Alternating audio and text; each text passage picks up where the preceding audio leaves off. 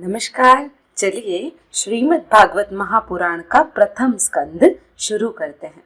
यह स्कंद शुरू करने से पहले इसमें मैं एक बात बता दूं कि श्री भगवान की अर्थात विष्णु भगवान और सबसे अधिक श्री कृष्ण भगवान की लीलाओं का इसमें वर्णन है। तो अब यहाँ पर आपको हर एक मिनट में ओम नमो भगवते वासुदेवाय का जाप करते करते ही इस कथा को सुनना है। तो आइए श्रीमद् भागवत महापुराण का प्रथम स्कंद जिसका पहला अध्याय पढ़ते हैं। पहले अध्याय का नाम है श्री सूत जी से शौनक जी ऋषियों का प्रश्न।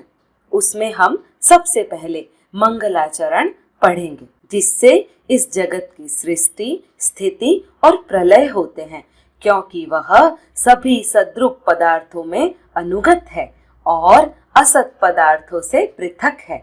जड़ नहीं चेतन है, परतंत्र नहीं स्वयं प्रकाश है।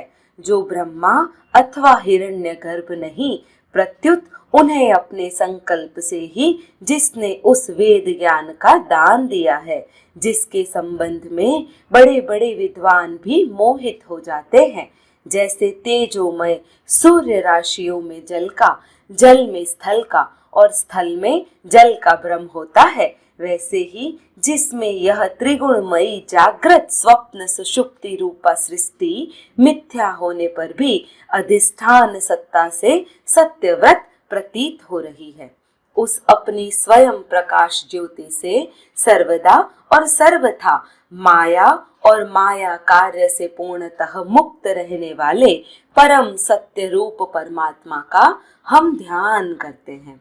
महामुनि व्यास देव के द्वारा निर्मित इस श्रीमद् भागवत महापुराण में मोक्ष पर्यंत फल की कामना से रहित परम धाम का निरूपण हुआ है। इसमें शुद्धांतःकरण सत्पुरुषों के जानने योग्य उस वास्तविक वस्तु परमात्मा का निरूपण हुआ है, जो तीनों तपों का जड़ से नाश करने वाली और परम कल्याण देने वाली है। और अब किसी साधना या शास्त्र से क्या प्रयोजन, जिस समय भी सुकृति पुरुष इसके श्रवण की इच्छा करते हैं, ईश्वर उसी समय अविलंब उनके हृदय में आकर बंदी बन जाता है। रस के मर्मज्ञ भक्तजन यह श्रीमद् भागवत वेद रूप कल्प वृक्ष का पका हुआ फल है। श्री सुखदेव रूप तोते के मुख का संबंध हो जाने से यह परमानंदमयी सुधा से परिपूर्ण हो गया है। इस फल में छिलका, गुठली आदि त्याज्य अंश तनिक भी नहीं है। यह मूर्तिमान रस है। जब तक शरीर में चेतना रहे तब तक इस दिव्य भागवत रस का निरंतर बार बार पान करते रहो। यह पृथ्वी पर ही सुलभ है। कथा प्रारंभ। एक बार भगवान विष्णु एवं देवताओं के परम पुण्यमय क्षेत्र नैमिषारण्य में शौनकादि ऋषियों ने भगवत प्राप्ति की इच्छा से सहस्त्र वर्षों में पूरे होने वाले एक महान यज्ञ का अनुष्ठान किया। एक दिन उन लोगों ने प्रातः काल अग्निहोत्र आदि नित्य कृत्यों से निवृत्त होकर सूत जी का पूजन किया और उन्हें ऊंचे आसन पर बैठाकर बड़े आदर से प्रश्न किया। ऋषियों ने कहा, सूत जी आप निष्पाप हैं। आपने समस्त इतिहास, पुराण और धर्म शास्त्रों का विधि पूर्वक अध्ययन किया है तथा उनकी भली भांति व्याख्या भी की है। वेद वेताओं में श्रेष्ठ भगवान बदनारायण एवं भगवान के सगुण निर्गुण रूप को जानने वाले दूसरे मुनियों ने जो कुछ जाना है, उन्हें जिन विषयों का ज्ञान है, वह सब आप वास्तविक रूप में जानते हैं। आपका हृदय बड़ा ही सरल और शुद्ध है। इसी से आप उनकी कृपा और अनुग्रह के पात्र हुए हैं। गुरुजन अपने प्रेमी शिष्य को गुप्त से गुप्त बात भी बता दिया करते हैं। आयुष्यमान आप कृपा करके यह बतलाइए कि उन सब शास्त्रों, पुराणों और गुरुजनों के उपदेश में कलियुगी जीवों के परम कल्याण का सहज साधन आपने क्या निश्चय किया है। आप संत समाज के भूषण है। इस कलियुग में प्रायः लोगों की आयु कम हो गई है। साधन करने में लोगों की रुचि और प्रवृत्ति भी नहीं है। लोग आलसी हो गए हैं। उनका भाग्य तो मंद है ही, समझ भी थोड़ी है। इसके साथ ही वे नाना प्रकार की विघ्न बाधाओं से घिरे हुए भी रहते हैं। शास्त्र भी बहुत से हैं, परंतु उनमें एक निश्चित साधन का नहीं, अनेक प्रकार के कर्मों का वर्णन है। साथ ही वे इतने बड़े हैं कि उनका एक अंश सुनना भी कठिन है। आप परोपकारी है। अपनी बुद्धि से उनका सार निकालकर प्राणियों के परम कल्याण के लिए हम श्रद्धालुओं को सुनाइए, जिससे हमारे अंतःकरण की शुद्धि प्राप्त हो जाए। प्यारे सूत जी, आपका कल्याण हो।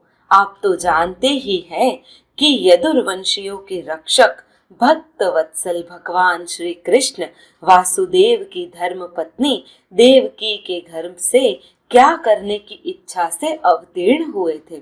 हम उसे सुनना चाहते हैं। आप कृपा करके हमारे लिए उसका वर्णन कीजिए, क्योंकि भगवान का अवतार जीवों के परम कल्याण और उनकी भगवत प्रेममयी समृद्धि के लिए ही होता है। हम जीव जन्म मृत्यु के घोर चक्र में पड़े हुए हैं। इस स्थिति में यदि वह कभी भगवान के मंगलमय नाम का उच्चारण कर ले तो उसी क्षण उससे मुक्त हो जाए, क्योंकि स्वयं भय भी भगवान से डरता है। सूत जी परम विरक्त और परम शांत मुनिजन भगवान के श्री चरणों की शरण में ही रहते हैं। अतएव उनके स्पर्श मात्र से संसार के जीव तुरंत पवित्र हो जाते हैं। इधर गंगा जी के जल का बहुत दिनों तक सेवन किया जाए तब कहीं पवित्रता प्राप्त होती है। ऐसा पुण्यात्मा भक्त जिनकी लीलाओं का गान करते रहते हैं, उन भगवान का कलिमलहारी पवित्र यशमाला आत्म शुद्धि की इच्छा वाला ऐसा कौन मनुष्य होगा जो श्रवण न करे। वे लीला से ही अवतार धारण करते हैं। नारद आदि महात्माओं ने उनके उद्धार कर्मों का गान किया है। हम श्रद्धालुओं के प्रति आप उनका वर्णन कीजिए।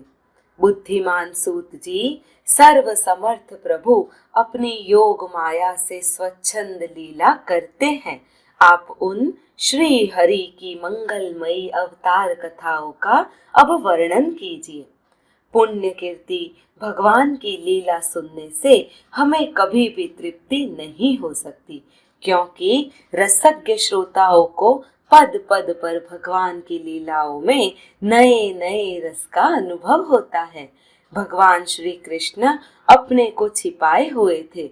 लोगों के सामने ऐसी चेष्टा करते थे मानो कोई मनुष्य हो, परंतु उन्होंने बलराम जी के साथ ऐसी लीलाएं भी की है, ऐसा पराक्रम भी प्रकट किया है जो मनुष्य नहीं कर सकते। कलियुग को आया जानकर इस वैष्णव क्षेत्र में हम दीर्घकालीन सत्र का संकल्प करके बैठे हैं। श्री हरि की कथा सुनने के लिए हमें अवकाश प्राप्त है। यह कलियुग अंतःकरण की पवित्रता और शक्ति का नाश करने वाला है। इससे पार पाना कठिन है। जैसे समुद्र से पार जाने वालों को कर्णधार मिल जाए, उसी प्रकार इससे पार पाने की इच्छा रखने वाले हम लोगों से ब्रह्मा ने आपको मिलाया है। धर्म रक्षक ब्राह्मण भक्त योगेश्वर भगवान श्री कृष्ण के अपने धाम पधार जाने पर धर्म ने अब किसकी शरण ली है, यह कृपया बताइए। ओम नमो भगवते वासुदेवाय।